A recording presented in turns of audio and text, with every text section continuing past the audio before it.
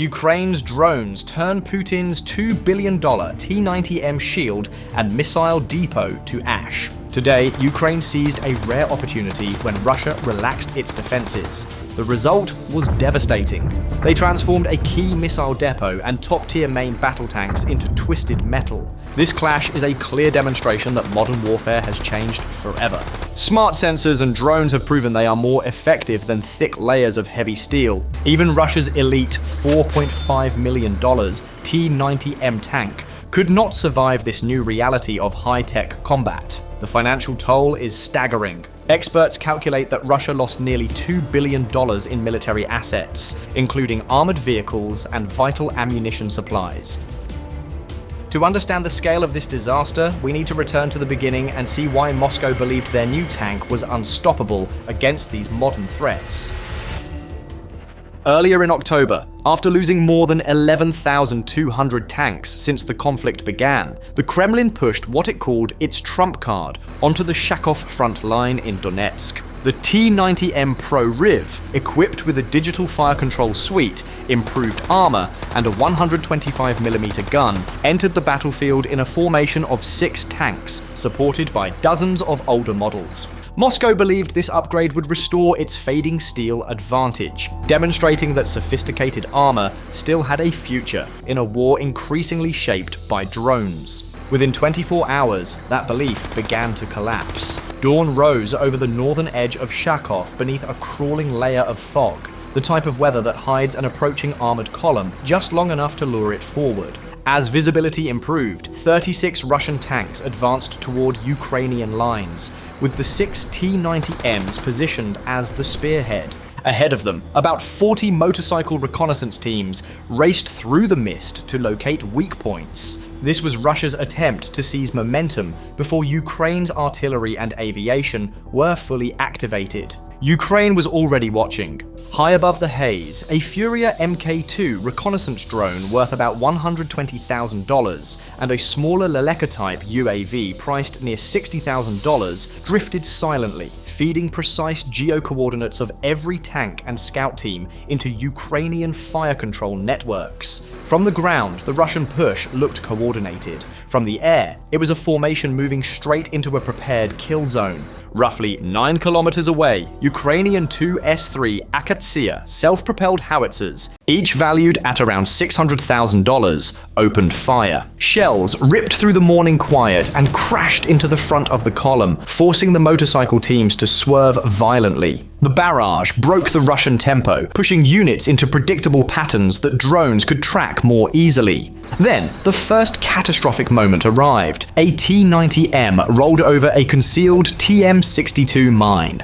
The explosion sent the turret flying nearly 20 meters into the air, a violent reminder that even the most modern tank can be undone when the ground itself becomes part of the weapon system. The shock was immediate. Crews who trusted their armor now understood they were advancing through a layered trap. Mines below, drones above, and artillery adjusting to every movement. The armored push that was meant to be decisive was already staggering before reaching the Ukrainian line. As Russian motorcycles broke into open farmland north of Shakov, Ukrainian reconnaissance teams called in the next strike layer. A Punisher loitering munition worth about $50,000 locked onto the fast-moving scouts and began marking targets for deeper fires. Moments later, a HIMARS launcher, valued at $5 million, unleashed a salvo. Rockets tore across the sky and slammed into soil and metal, flipping motorcycles and shaking tank crews. The column tried to reform, but did so inside territory drones had already mapped for targeting. Then, the most decisive wave arrived. FPV drones carrying $3,000 explosive charges skimmed just above the grass, weaving through smoke and engine heat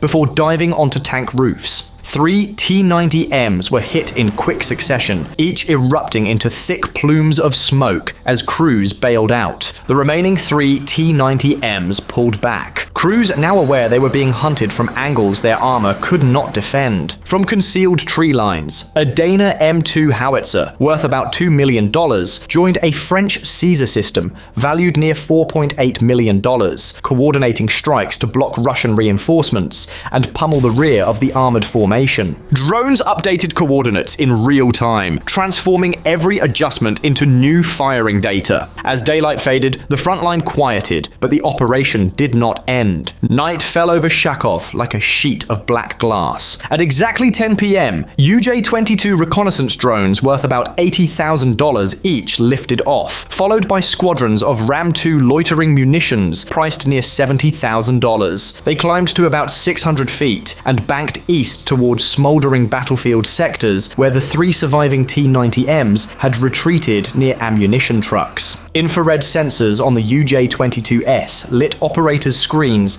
with glowing heat signatures. The remaining T-90Ms, parked silently to avoid detection, stood out clearly. A single encrypted order was issued. Execute. One by one, Ram-2 drones descended, locking onto the tank's weakest structural points. The first explosion triggered an ammunition cook-off. The second and third followed, igniting nearby ammunition trucks and completing the destruction. In less than 10 minutes, all 6 T-90Ms had been eliminated. When dawn returned, Ukraine prepared its counteroffensive. At the front rolled 2 HIMARS robotic demining vehicles, each valued around $1 million.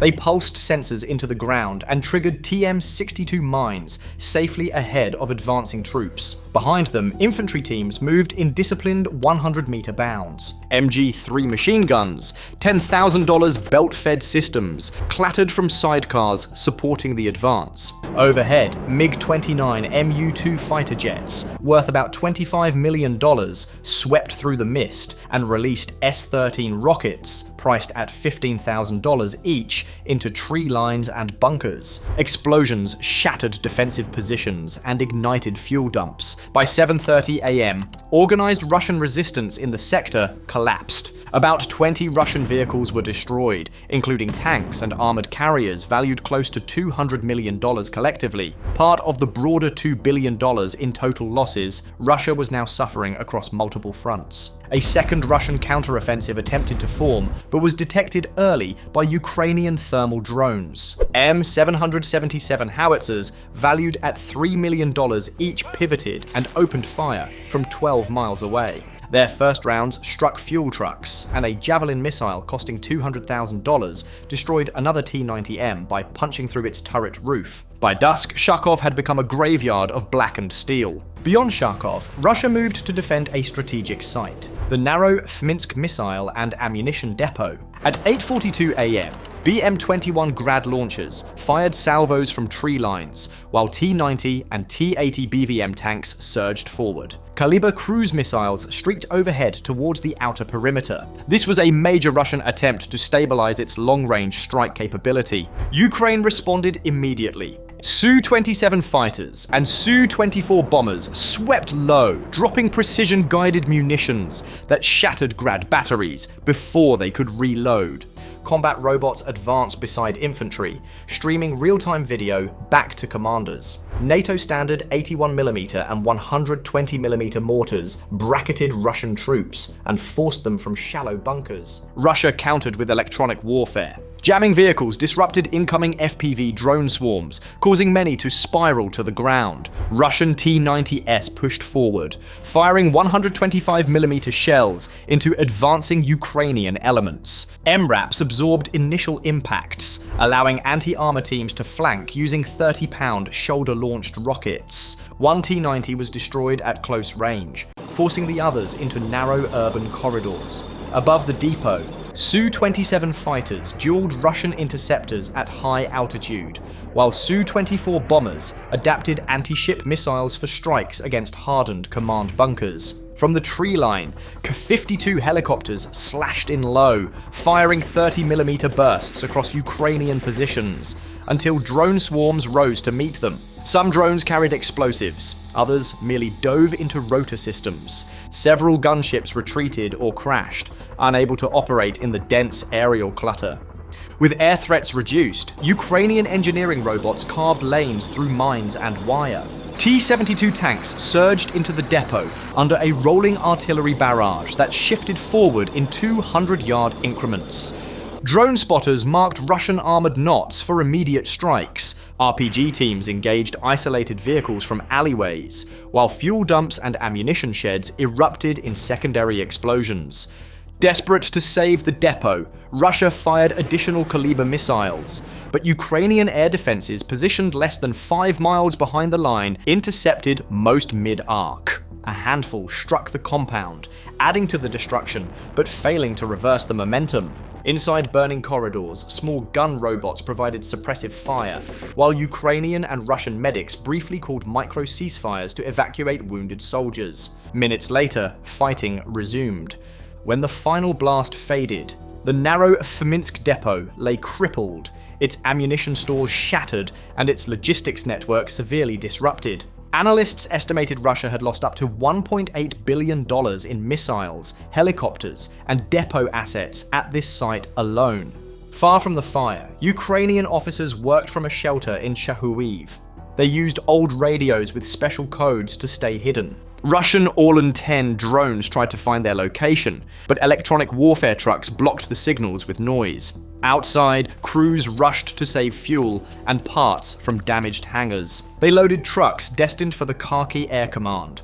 Then, intercepted messages revealed a new threat. Russia was planning to attack Maladani Lika to surround Kharkiv. The next phase of the war was already beginning. Ukraine demonstrated its power from the mines of Shakov to the bunkers of Narrow-Minsk. They showed that inexpensive drones could dismantle Russia's costliest systems. Russian tanks used to look dominant on the battlefield. Now, they are just broken wreckage. The financial impact is massive, with losses reaching $2 billion. This shift proves that heavy armor is no longer the deciding factor. It is now a battle of technology. Whether Russia can withstand this drone revolution remains a mystery.